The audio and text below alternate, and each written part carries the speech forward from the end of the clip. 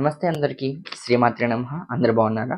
So, ఈ వీడియోలో మనం మాట్లాడుకోబోతున్నాం లలిత సీరీస్ గురించి. మీకంతా తెలిసిందే గదా! సో, మనందరికీ తెలుసు అమ్మవారు చిత్తగ్ని నుంచి ఉద్భవించింది మనందరికీ తెలుసు.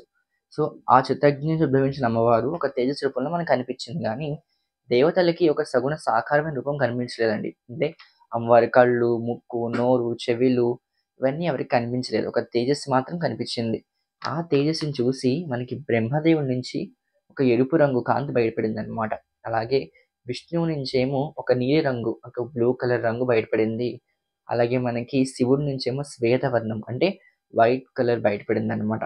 అలాగే మనకి నెక్స్ట్ ఈ యొక్క ఇంద్రుడి నుంచేమో మల్టిపుల్ కలర్స్, ఇంద్రధనుస్సులో ఎన్ని రంగులుంటాయో అలా 7 రంగులు కూడా బయటపడ్డాయండి. ఆ తర్వాత వరుణుడి నుంచేమో మనకి ఈ యొక్క బ్లూ కలర్ బయటపడింది. అలాగే కుబేరుడి నుంచేమో గోల్డెన్ కలర్ బయటపడిందనమాట. ఈ కలర్స్ అన్నీ కూడా ఒక బంతి కింద, ఒక గోళం కింద ఫార్మ్ అయ్యి అలా ఆకాశ మండపం అంతా కూడా తిరుగుతూ ఉన్నాయన్నమాట. ఈ యొక్క బాల్ కింద ఫార్మ్ అయ్యి తిరుగుతుంది. అలా తిరిగిన ఒక్కొక్క ఆ బంతి నుంచి ఒక్కొక్క ఆకారం ఫార్మ్ అవుతుందన్నమాట. అంటే అమ్మవారి కళ్ళు, ముక్కు, నోరు, చెవులు ఇవన్నీ కూడా అలా ఫార్మ్ అయ్యాయన్నమాట.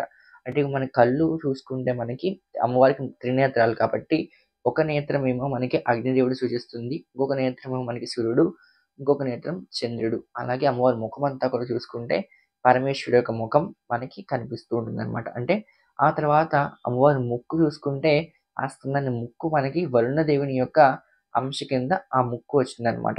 ఆ తర్వాత అమ్మవారి పెదాలు ఇవన్నీ కూడా ఇతర దేవతల నుంచి వచ్చాయన్నమాట. అలాగే మనకి ఈ యొక్క కుబేరుడేమో అమ్మవారికి భుజకీర్తులు, కర్ణకుండలాలు ఇవన్నీ కూడా మనకి కుబేరుడు ఇచ్చాడనమాట. ఇలా అమ్మవారికి ఒక్కొక్క దేవతలు ఒక్కొక్క రూపంగా వాళ్ళ యొక్క స్వరూపాలన్నీ కూడా అమ్మవారికి ఇచ్చారనమాట. అంటే దేవతలు స్వయంగా ఇచ్చింది కాదండి. ఆల్రెడీ అమ్మవారు దేవతలకు ప్రసాదించిన దాన్ని మళ్ళీ అమ్మవారికే వాళ్ళు సమర్పించుకున్నారు. ఇప్పుడు ఎలాగైతే మనం అమ్మవారు మనకిచ్చిన సంపద అంటే మనకి ఆహారం ఉంటుందో దాన్ని వండి మన నివేదన అమ్మవారికి ఎలా సమర్పించుకుంటున్నామో, అదే విధంగా దేవతలు అమ్మవారు ఇచ్చిన శక్తిని అమ్మవారికి ధారపోసారనమాట. అవి ఎలా ధారపోసారు అంటే ఒక్కొక్క దేవతలు ఒక్కొక్క మంత్రాన్ని పఠిస్తున్నారనమాట. అంటే ఇప్పుడు మనకి ఈ యొక్క బ్రహ్మ, విష్ణు, మహేశ్వరులేమో అమ్మవారి యొక్క షోడశి తత్వాన్ని, షోడశి మంత్రాన్ని పఠిస్తున్నారనమాట. ఆ తర్వాత మనకి ఇంద్రుడు, కుబేరుడు, వరుణుడు వీళ్ళందరూ కూడా అమ్మవారి యొక్క నవవర్ణ మంత్రాన్ని పఠిస్తున్నారనమాట. అలాగే మిగతా దేవతలు, ఋషులు వీళ్ళంతా కూడా అమ్మవారి యొక్క ఈ యొక్క పంచదశి మంత్రాన్ని పఠిస్తూ ఉన్నారనమాట. ఇంకా మహర్షులే చెప్పనవసరం లేదు. మహర్షులైతే అమ్మవారికి గురు స్వరూపం అంతా కూడా గురుమల స్వరూపిణి కాబట్టి ఆ ఒక పూర్ణ గురుతత్వం అంతా కూడా వీళ్ళు పఠిస్తూ ఉన్నారనమాట. అలా పఠిస్తూ ఉన్నప్పుడు అమ్మవారి యొక్క ఈ బాహువులు, హస్తాలు, నేత్రాలు, కళ్ళు, చెవులు, ముక్కు, ఇలా నోరు, అమ్మవారి కర్ణకుండలాలు, కాళ్ళు, చేతులు, తొడలు ఇలా అన్నీ కూడా ఫార్మ్ అయ్యాయన్నమాట. ఆ తర్వాత దేవతలందరూ కూడా అమ్మవారికి ఫార్మ్ అయిన తర్వాత అంటే అమ్మవారికి రూపం వచ్చిన తర్వాత అమ్మవారిని దేవతలందరూ కూడా జై జై దుర్గే, జై జై లలితే, జై జై శివ అంటే ఈ యొక్క జయకారాలతో అమ్మవారిని స్తోత్రం చేస్తున్నారన్నమాట. వాళ్ళకి ఏ స్తోత్రం చేయాలో కూడా తెలీదు. ఆ వచ్చిన అమ్మవారు ఎవరో కూడా తెలీదు. ఆ అగ్నిగుండం నుంచి ఉద్భవించిన అమ్మవారు. అంటే బండాసు సంహరించడానికి వీళ్ళ తపస్సుకి వచ్చిన అమ్మవారు. అమ్మవారి పేరు తెలీదు. ఏం తెలీదు.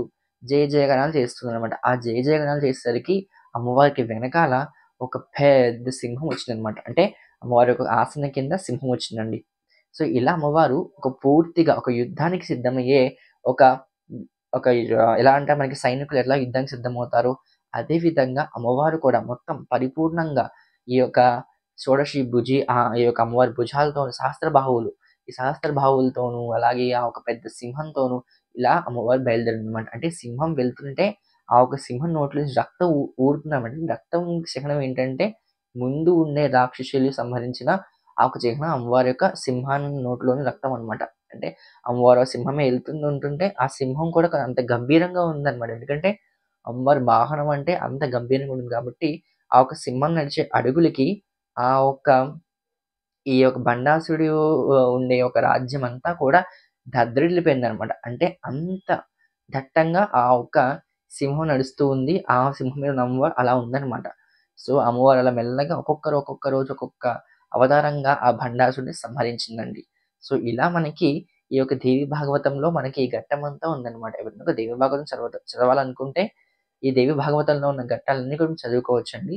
సో, ఇలా అమ్మవారిని ఎలా అయితే లలితా త్రిపుర సుందరిగా మనందరికీ కూడా అందిస్తూ వచ్చిందో, ఆ అమ్మవారే మనకి ఈ యొక్క శ్రీ విద్య అంతటి కూడా మూలం మన లలితా త్రిపుర సుందరి అనమాట. సో, శ్రీ విద్యలో అమ్మవారు లలితా త్రిపుర సుందరి గనక మనం పట్టుకుంటే, శ్రీ విద్యుపాసన అంతా కూడా మనకి అవలీలగా అమ్మవారు చూపిస్తూ వస్తుంది. సో, మనమైతే లలిత సీరీస్ చేసుకుంటూ వెళ్తున్నాం కదా! సో, ఆ సీరీస్‌లో భాగంగానే ఇప్పుడు లలిత అమ్మవారి గురించి ఈ వీడియో మనం చెప్పుకుందామండి. సో, నెక్స్ట్ వీడియోలో మనం భాస్కరాచార్యులనమాట. అంటే ఇప్పుడు మనం చెప్తున్న లలిత సహస్రనామాన్ని మనందరికీ అంటే సంస్కృతంలో వశిన్యాది వాగ్దేవత రచించిన ఈ స్తోత్రాన్ని మనందరికీ అర్థం కావడానికి ఈ భాస్కరాచార్యుల వారు మనకి భాష్యం రాశారనమాట. దాన్ని మనం సౌభాగ్య భాస్కరం చెప్తూ ఉంటామనమండి. దాన్ని మనందరం కూడా ఇప్పుడు పఠిస్తూ ఉన్నామన్నమాట. అందరూ చదువుకున్నది కూడా భాస్కరాచార్యులు రాసిన లలితా సహస్రనామాలనమాట. సో, ఆ నామాలకి ఆయన భాష్యం రాశారు. సో, భాస్కరాచార్యుల గురించి కూడా మనం వచ్చే వీడియోలో మాట్లాడుకుందాము. నెక్స్ట్ వీడియో దాని గురించి మాట్లాడుకుందాము.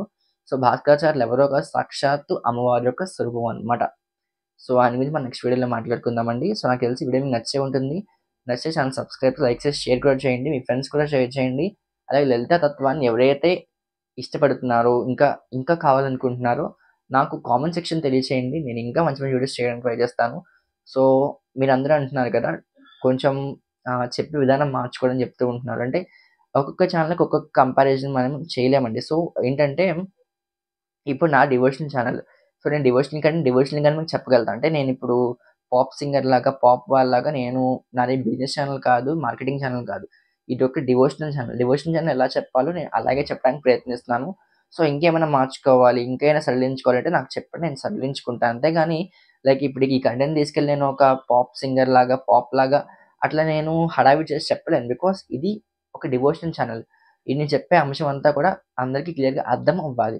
క్లియర్‌గా వాళ్ళ బ్రెయిన్స్‌లోకి వెళ్ళాలి. ఒక కాన్సెప్ట్ ఇది. ఆ కాన్సెప్ట్ వాళ్ళు అర్థం చేసుకోవాలి. అండ్ నేను చెప్పిన కాన్సెప్ట్‌ని వాళ్ళు ఒకసారి కళ్ళు మూసుకుంటే ఆ ఒక్క ఇమేజెస్ అన్ని వాళ్ళకి కనిపిస్తూ ఉండాలి. సో, అదే విధంగా ఇప్పుడు నేను చెప్తున్నానండి. సో, ఇప్పుడే మీకేమైనా చేంజ్ చేసుకుంటే నాకు ఖచ్చితంగా మీకు తెలియచేయొచ్చు. తెలియజేస్తే ఖచ్చితంగా నేను దాన్ని మార్చుకుంటాను. So, thank you so much for subscribing my channel and like చేసిన వాళ్ళు, షేర్ చేసిన వాళ్ళందరికీ థాంక్ యూ సో మచ్ అండి. ఇంకా లైక్ చేయకుండా ఛానెల్ వీడియోస్ చూస్తున్నారు. సో, వాళ్ళు దయచేసి వీడియో చూసి లైక్ చేయండి. సో, లైక్ చేయడం వల్ల ఏంటంటే మనకి రీచ్ ఎక్కువ వెళ్తుందనమాట. Thank you so much. See you next video. శ్రీమాత్రే నమః.